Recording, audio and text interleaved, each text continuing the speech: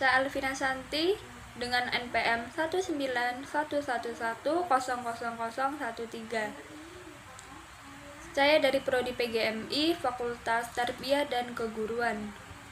Di sini saya akan mempresentasikan aliran-aliran filsafat.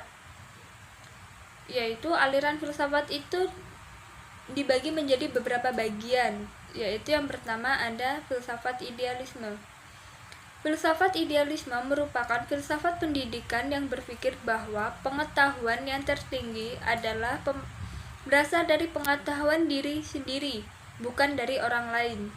Jadi, dalam konteks ini, agama Islam ataupun agama telah menceritakan pemikiran itu yang tertinggi.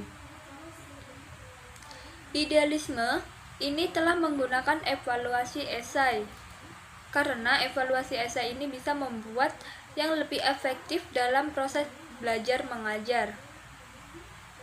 Dan idealisme ini telah mengedepankan akal ataupun pikiran manusia sehingga bisa mencapai suatu tujuan yang telah direncanakan dari awal, dan itu pun bisa menjadikan yang terwujud.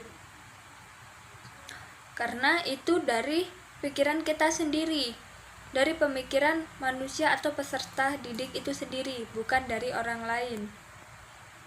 Jadi, idealisme ini sangat penting dalam pendidikan karena dia telah mengajarkan, telah mengedepankan akalnya itu sendiri,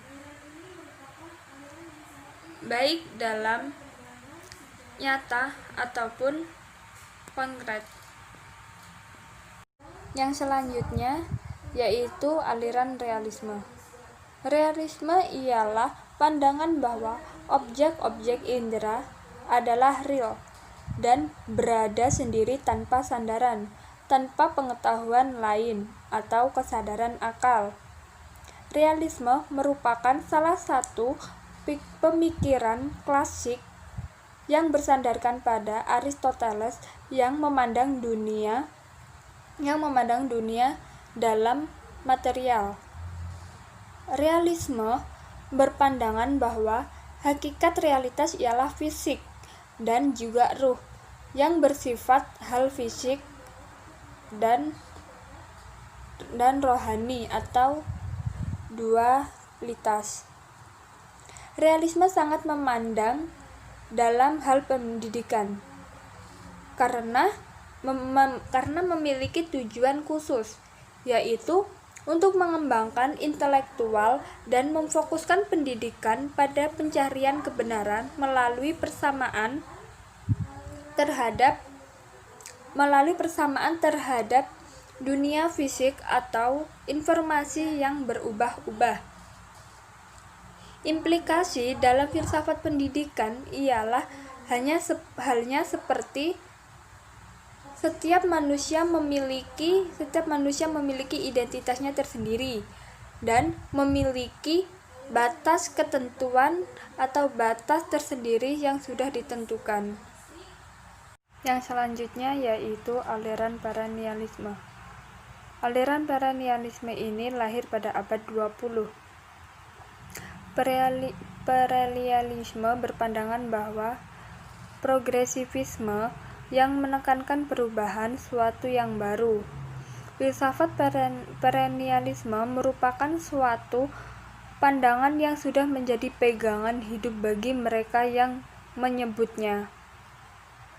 Jadi, filsafat ini itu telah memandang siapapun yang menyebutnya dalam hal itu, maka dia telah berpegangan hidup pada satu patokan itu tadi. Dan di sini menurut para ahli, dari beberapa ahli yang saya sebutkan itu hanya ada satu, yaitu menurut Plato, aliran pada zaman ketidakpastian atau sofisme adalah ukuran kebenaran dan ukuran moral. Pada zaman itu tidak ada kepastian dan tidak ada kebenaran, tergantung masing-masing. manusia tidak menciptakan kebenaran, melainkan bagaimana manusia menemukan semuanya menggunakan akal mereka sendiri. Jadi menurut aliran ini, pada zaman itu tidak ada yang masuk akal dan tidak ada yang kepastian dalam suatu tindakan ataupun yang lainnya. Manusia juga telah menemukan dari beberapa halnya itu dalam bentuk pemikirannya sendiri, bukan dari pemikiran yang lain. Tetapi pada abad perennialisme ini banyak orang itu yang menyebutnya seperti progresivisme itu tadi. Jadi ibaratnya hidup manusia pada zaman itu dia itu tergantung pada itu. Padahal pada zaman itu tidak ada yang namanya kepastian ataupun kebenaran kecuali dari akal kita sendiri, dari pemikiran kita sendiri. Aliran selanjutnya yaitu eksistensialisme. Aliran eksistensialisme ini merupakan suatu aliran yang lahir karena memiliki rasa ketidakpuasan ataupun memiliki latar belakang ketidakpuasan. Jadi pada intinya, penolakan untuk mengikuti aliran. Penolakan menambahkan kemampuan sistem dan mempunyai rasa tidak puas karena tidak puas untuk mengikuti filsafat yang tradisional ini karena bersifat dangkal dan primitif sangat dari akademiknya. Jadi salah satu latar belakang atau alasan aliran ini lahir karena ketidaksadaran dari beberapa golongan filsuf bahwa manusia itu terbelenggu dari aktivitasnya dan teknologinya yang membuat manusia itu kehilangan hakikat makhluk hidupnya, kehilangan hakikat sebagai manusia atau makhluk yang bereksistensi dengan alam dan lingkungannya sekitar, bukan hanya semua serba instan. Jadi dapat disimpulkan bahwa pusat renungan atau kajian dari eksistensialisme adalah manusia konkret atau nyata, yaitu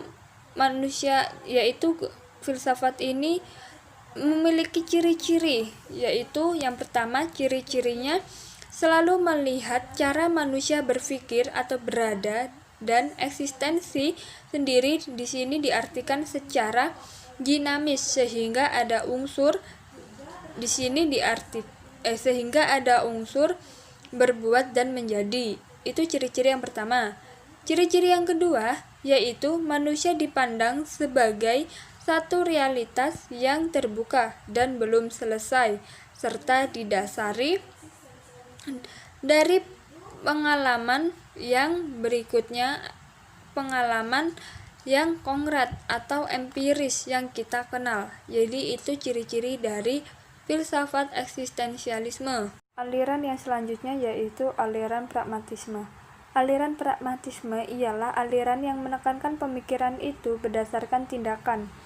Jadi menurut istilah aliran ini adalah dalam filsafat yang berpandangan bahwa kriteria kebenaran sesuatu ialah sesuatu itu mempunyai kegunaan bagi kehidupan nyata, dan patokannya pragmatisme adalah manfaat bagi kehidupan praktis.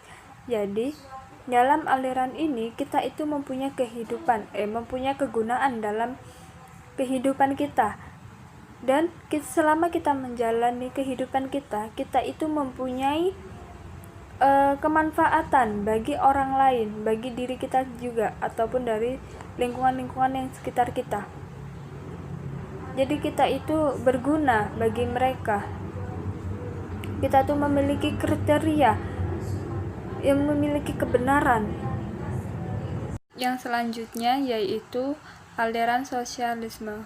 Aliran sosialisme adalah serangkaian sistem ekonomi dan sosial yang dilandasi dengan kepemilikan sosial atas alat-alat produksi dan manajemen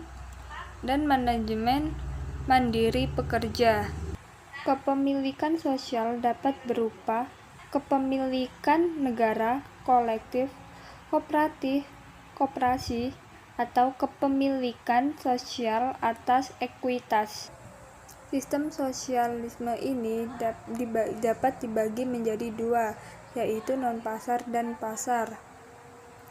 Sosialisme non-pasar dapat melibatkan penggantian faktor pasar dan uang dengan kriteria teknis berdasarkan perhitungan yang dilakukan dalam bentuk barang, dan demikian dapat menghasilkan mekanisme ekonomi mendapatkan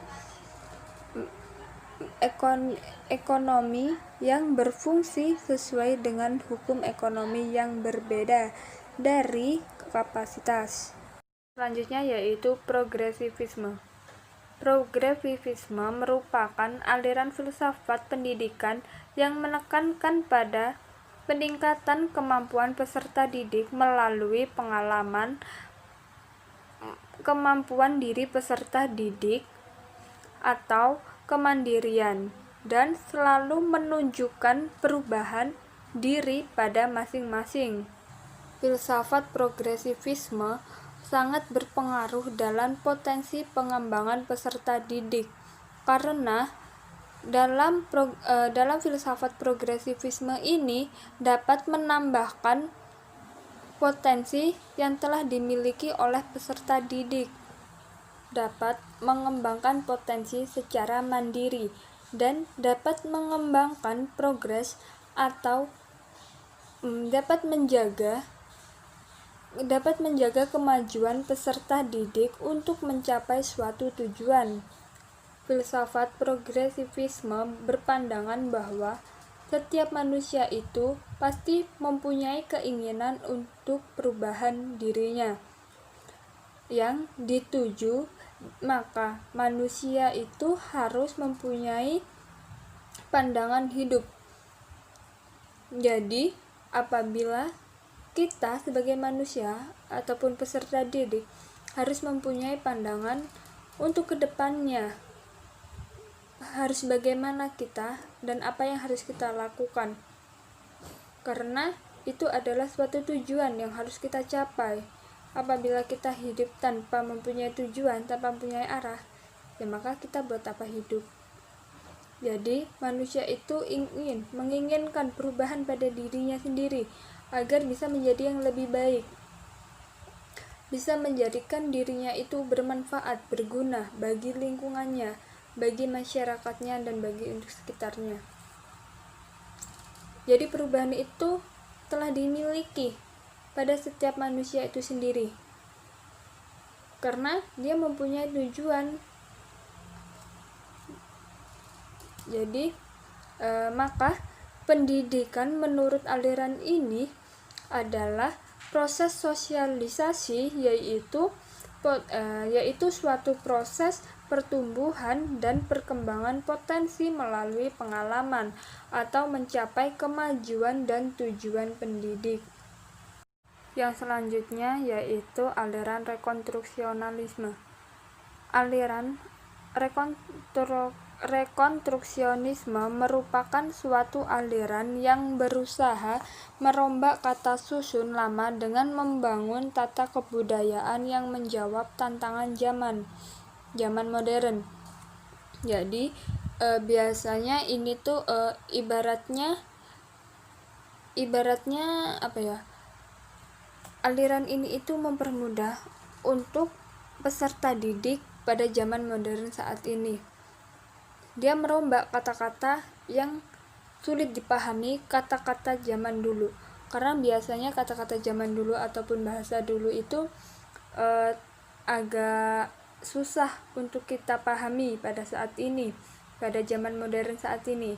Jadi di aliran ini dia telah merombak susunan kata yang telah ada pada zaman dulu dan dibuat seperti zaman modern pada saat ini untuk mempermudah peserta didik pada saat ini, untuk mempermudah pengetahuan dan pemahaman peserta didik pada zaman modern ini.